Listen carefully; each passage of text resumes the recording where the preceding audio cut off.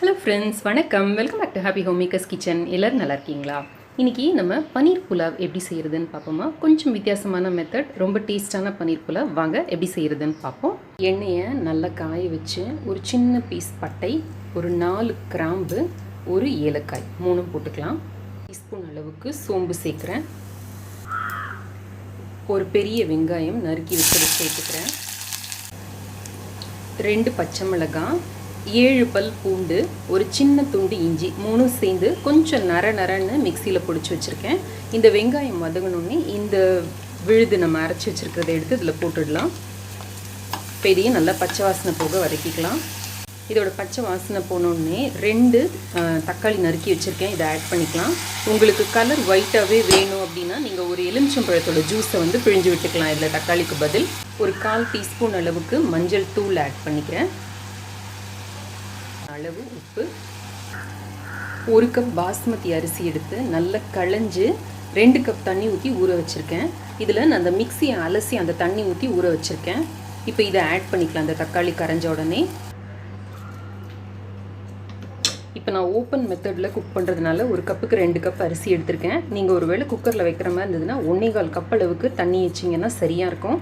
Open மெத்தடில் cook பண்ணுறது நல்லது அப்படிங்கிறதுனால நான் 2 டம்ளர் வச்சுருக்கேன். இப்போது தண்ணி, கைப்பிடி அளவுக்கு புதினா கொத்தமல்லி தழைகள் இதில் போட்டுக்கிறேன்.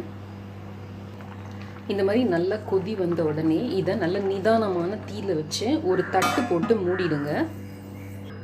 இந்த மாதிரி ஒரு குழியான தட்டு எடுத்துக்கோங்க. இதில் 1லேருந்து 2 கப் அளவுக்கு தண்ணி ஊற்றி வச்சுடுங்க. மேலே நம்ம தண்ணி ஊற்றி வச்சோம்னா கீழே அடி பிடிக்காமல் இருக்கும், நல்லாவும் சீக்கிரம் வெந்து கிடைக்கும் நமக்கு. பன்னீரை கட் பண்ணி 1/2 அன் ஹவர் முன்னாடி இந்த மாதிரி தண்ணியில் போட்டு வச்சுருக்கேன். இந்த மாதிரி தண்ணியில் போட்டு வச்சோம்னா நல்லா அது சாஃப்டாகி கிடைக்கும் நமக்கு. தோசைக்கெல்லாம் நல்லா காய வச்சுருக்கேன். இதில் கொஞ்சம் கூட எண்ணெய் விட்டுக்கோங்க. நல்லா ஒரு 2 டேபிள் ஸ்பூன் அளவுக்கு எண்ணெய் விட்டுக்கோங்க. நல்லா காஞ்சதும் நம்ம ஊற வச்சுருக்கிற இந்த பன்னீர் துண்டுகளை நல்லா அந்த தண்ணியை வடிச்சிட்டு இதில் போட்டு நல்ல கோல்டன் ப்ரௌன் ஆகிற வரைக்கும் போட்டு எடுக்கலாம். இந்த மாதிரி செய்தோம்னா பன்னீர் நல்ல டேஸ்ட்டாக இருக்கும். பன்னீர் அப்படியே இந்த பிரியாணியில் கூட நம்ம போடலாம், இல்லை புலாவில் கூட போடலாம். அதை விட இது நல்ல டேஸ்ட்டாக இருக்கும்.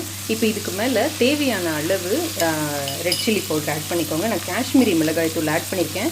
ஏன்னா அதில் நம்ம ஆல்ரெடி மிளகாய் போட்டிருக்கோங்க அப்படிங்கிறதுனால. ஸோ கொஞ்சம் காரம் இருந்ததுன்னா போதும்.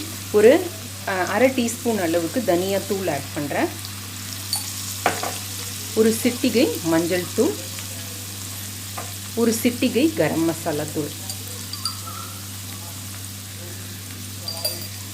ஸோ இப்போ இதையும் போட்டு இதை நல்லா மிக்ஸ் பண்ணிக்கலாம். நம்ம நல்லா எல்லா பக்கமும் கோட் ஆகி நல்லா அந்த ப்ரௌனாக ஆகிற வரைக்கும், லேஸாக ப்ரௌனாக ஆகிற வரைக்கும் நம்ம இதை போட்டு எடுத்துக்கலாம்.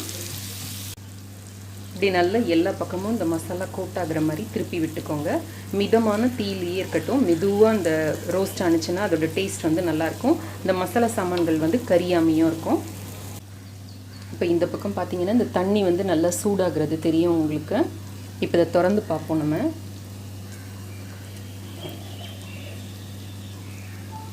இந்த பாருங்கள், 10 நிமிஷத்தில் அழகாக வெந்து ரெடியாக இருக்குது. இப்போ கேஸை ஆஃப் பண்ணிடலாம். நம்ம இந்த ரெடியான பன்னீர் புலாவோட ரைஸை நம்ம எடுத்து ஒரு தாம்பாளத்தில் கொட்டிக்கலாம். அப்போ இது மேற்கொண்டு சாதம் உடையாமையும் இருக்கும், ரொம்ப குக் ஆகாமையும் இருக்கும். கரெக்டான பக்குவத்தில் நமக்கு உதிராக சாதம் கிடைக்கும். இதை லைட்டாக அப்படி அந்த சாதம் உடையாத அளவுக்கு அப்படி லைட்டாக பரப்பி விட்டுடுங்க. இதை ஆறிக்கிட்டு இருக்கட்டும். இந்த பன்னீரை அப்பப்போ திருப்பி போட்டுட்ருங்க. நல்லா இதாகிற வரைக்கும், கோல்டன் ப்ரௌன் ஆகி நல்ல ரோஸ்ட் ஆகிற வரைக்கும்.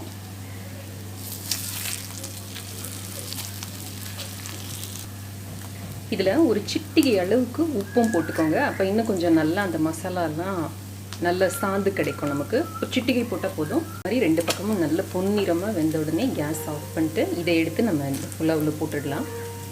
இந்த ரெசிபி உங்களுக்கு ரொம்ப பிடிச்சிருக்கும்னு நினைக்கிறேன், பயனுள்ளதாகவும் இருக்கும்னு நினைக்கிறேன். இந்த வீடியோ பிடிச்சிருந்ததுன்னா லைக் பண்ணுங்கள், நம்ம சேனலுக்கு சப்ஸ்கிரைப் பண்ணுங்கள். இணைந்திருங்கள் ஹாப்பி ஹோம் மேக்கருடன். என்னாலும் நன்றி, வணக்கம். ஆரோக்கியமான சமையல், ஆனந்தமான வாழ்க்கை. இந்த ரெசிபி உங்களுக்கு ரொம்ப பிடிச்சிருக்கும்னு நினைக்கிறேன். இதை ட்ரை செய்து பாருங்கள். ட்ரை செய்து பார்த்து எனக்கு உங்களோட கமெண்ட்ஸையும் ஃபீட்பேக்கையும் கீழே இருக்கிற கமெண்ட் செக்ஷனில் மறக்காமல் எழுதி அனுப்புங்க. இதுக்கு தொட்டுக்கிறதுக்கு குருமா இல்லாட்டி தயிர் ரைத்தா ரெண்டுமே நல்லாயிருக்கும். இன்றைக்கி நான் வந்து இதோட மஷ்ரூம் குருமா பண்ணியிருக்கேன். அதோட லிங்க்கும் நான் உங்களுக்கு டிஸ்கிரிப்ஷன் பாக்ஸில் கொடுக்குறேன். தயிர் ரைத்தாவோட லிங்க்கும் நான் டிஸ்கிரிப்ஷன் பாக்ஸில் கொடுக்குறேன். இன்க்ரீடியன்ஸ் லிஸ்ட்டு இதோட ரெசிபி எல்லாமே கீழே இருக்கிற டிஸ்கிரிப்ஷன் பாக்ஸில் இருக்குது, பார்த்துக்கோங்க.